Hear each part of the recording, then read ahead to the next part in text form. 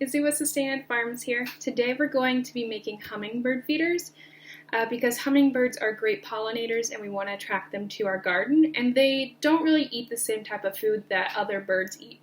Instead, we are going to be making a nectar and also the feeder itself for them.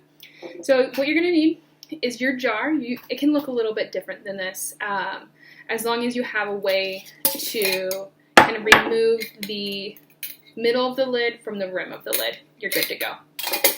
You'll need either a red folder or the pre-cut out lid insert and 8 pieces of twine or rope or yarn that's about 2 to 3 feet each.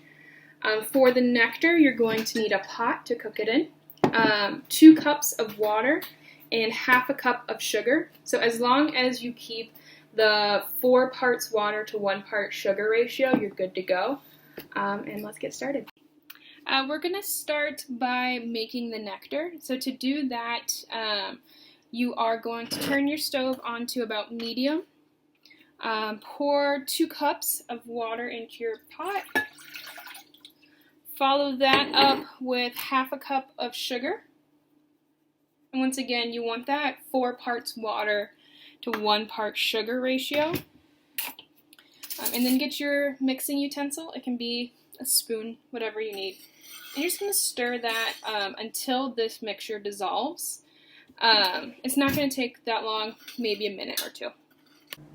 The first step of creating your feeder is to create the red insert, and you want to use red or another bright color because that's something that hummingbirds are really attracted to because it reminds them of flowers. So if you don't already have yours made, what you're going to do is just get a folder of some type, plastic preferred so the water doesn't kind of cause it to break down. Then you're going to place the inside of the lid on it and trace around it. Then you're going to cut that out and poke a couple holes in it, so 3 to 5 is a pretty good number.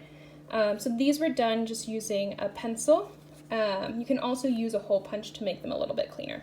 So now we're going to make the rope or twine hanger for the feeder. So take your 8 pieces of rope or twine and make sure they're all the same length, gather them together and create a knot at one end. So this is about 1 inch left, and that's just going to dangle on the bottom, and that's fine. Next, you're going to separate the strings into like pairs. So you should have 4 sets of 2 strings. And you're going to tie these in knots, and you can either measure using your jar or with a ruler. So if I'm measuring with my jar, I'm going to place the center of the jar right on top of the knot and kind of balance it, because I'm using one hand. You'll be able to use 2. And then take one of your pairs of strings and just bring it about halfway, and that's where you're going to tie your knot. So I'm going to mark it right there so I know where it is. And if I were using my ruler for my jar, and yours might just be a little bit of a different size, it's going to be about 3 inches from the base of the knot. So yours will likely be 3 to 4 inches as well. So I'm going to tie a knot right here and then 3 inches on all sides. So now I've got knots in each of my pairs, and they're equally spaced from the base of this knot. And that's going to help keep the jar in place when we hang it up. But we want to do another kind of knot pairing. So you're actually going to separate each pair into 2 separate strands and then pair them with one of the neighboring strands. You do want to make sure it's the one right next door, otherwise your feeder will get tangled. So now I'm going to pair these 2 and tie a knot here about 3 inches from this knot right here. So now I had those original 2. I split them and re-knotted, and I'm going to repeat that for each of the other pairs as well. Okay, so now I've got all of the second knots done on each new pair. I don't need to separate these anymore. I'm actually just going to kind of knot every 5 or so inches along this pair. That way they stay together and look kind of nice.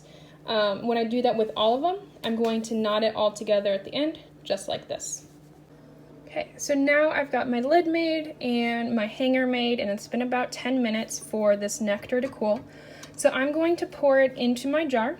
And you can either use a ladle or a measuring cup if you feel like that'll give you a little bit more control, or you can do it directly from the pot.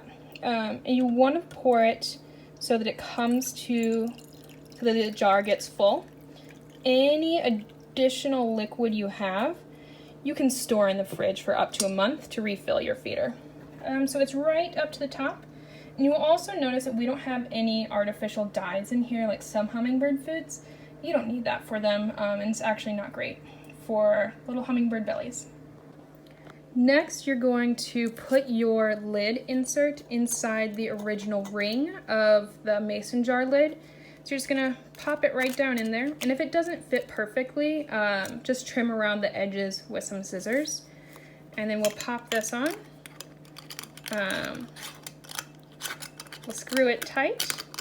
And if you want to do a little extension on this, you could also add like little fake flowers right around here to make it a little more decorative. So now that it is tight on, I'm going to put it in the hanger, and you want to put it in the hanger where you made the initial knots, the ones that are in pairs and then split and then are in pairs. So I'm going to put it right here in the center and hang it up.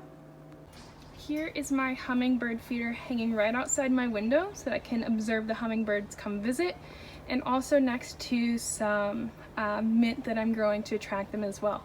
So now you've got a hummingbird feeder, and all you gotta do is wait for them to come. Enjoy!